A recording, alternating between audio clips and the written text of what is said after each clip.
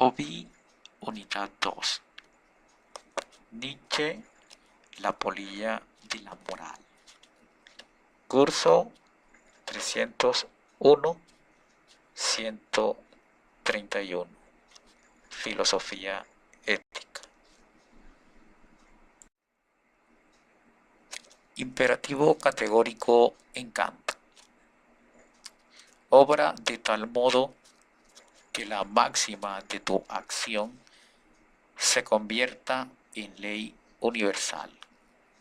Kant, Immanuel, Fundamentación de la metafísica de las costumbres. Primera formulación del imperativo categórico. En efecto, Kant estima el deber como móvil único de la acción moral. Es decir, es aquel que se halla siempre por encima en la estimación del entero valor de nuestras acciones y constituye la condición de todo el restante. En breve, el deber es la acción por respeto a la ley. Imperativo en Nietzsche. Vive de tal modo que debas desear volver a vivir. Ese es el imperativo. Nietzsche, Federico Gaya Ciencia, parágrafo 341. Voluntad de poder, libro quinto, parágrafo 243. Véase Klosowski, Pierre, Nietzsche y el círculo vicioso. Barcelona, editorial 6 Barral, 1972, página 91. El imperativo en Nietzsche trata de una ética del yo quiero, distinta a la ética kantiana, que es una ética del deber.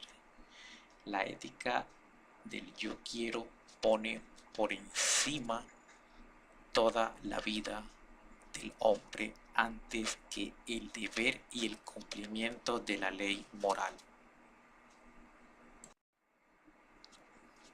¿Qué es la polilla de la moral? La polilla de la moral es un título que de por sí trae muchas preguntas e imágenes a nuestros saberes. Para nosotros sería una metáfora de cómo el filósofo de las máscaras autosuprime el edificio de la moral. Autosupresión de la moral. Es una empresa que Nietzsche se dedicó a realizar en distintos escritos y la desarrolla en varios momentos con métodos propios y consecuencias. En la autosupresión de la moral, Nietzsche rechaza de plano toda moral incondicional por una ética superior. Sin embargo, en este contexto se podría autodenominar a Nietzsche como un filósofo y moralista, en tanto que él pretende como mínimo situarse fuera de la moral, una moral que condena la vida y los instintos. Ante todo, para Nietzsche hay que destruir esa moral antinatural, es decir, toda moral enseñada, venerada, que condena los instintos vitales, mostrando que es en sí misma y a pesar de sus afirmaciones el síntoma de una especie de vida decadente, enferma y agotada.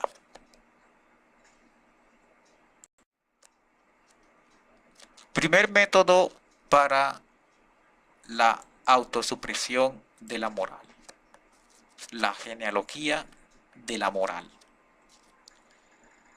El origen del pensamiento moral pone de manifiesto que todas sus construcciones surgen de la esfera de la práctica de la utilidad. Segundo método de la autosupresión de la moral: la psicología de la moral.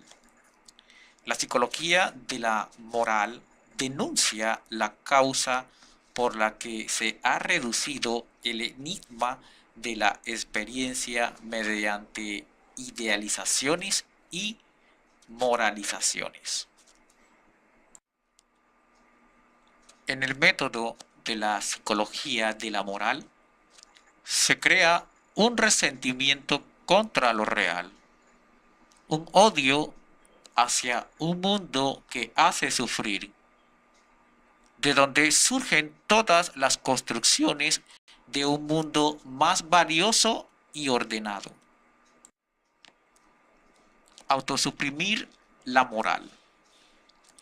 Denunciar la exigencia que subyace a todas nuestras verdades y demostrar que esta exigencia se deriva de instintos que no tienen nada de morales. Para autosuprimir la moral es necesario socavar el edificio de la moral para poder iniciar con la construcción del ideal de hombre ético nietzscheano, a saber, el superhombre. Nietzsche versus Kant.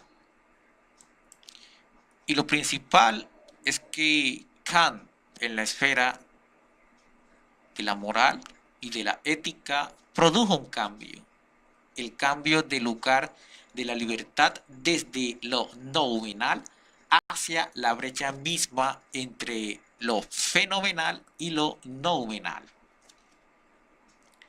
Nietzsche versus Kant, en específico, es el tipo de moral a la que se enfrenta Nietzsche con su autosupresión. Se trata de la misma moral kantiana, una moral del y por el deber.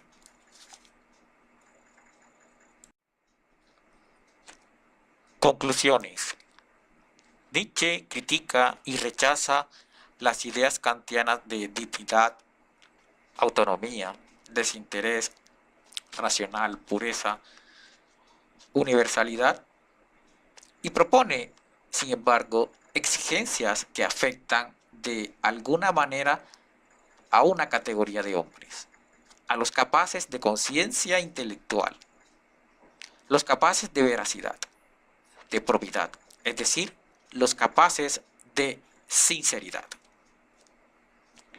Por eso, Nietzsche concluye como sujeto de su ética al superhombre, un autor que ha superado lo humano demasiado humano y vive más allá del bien y del mal. Su ética se soporta en el yo quiero y no en el simple deber kantiano. En síntesis, la autosupresión de la moral se desvanece la idea de fundamento, de principio primero, por así decirlo. Autosupresión de la moral significa dos cosas: el proceso por el que se rechaza la moral, proceso en el que nos preguntamos si tal rechazo nos conduce a una nueva ética. Segundo, en cuanto Dios era el ser, la realidad y el orden moral del mundo, su muerte impone el predominio del sinsentido y de la nada.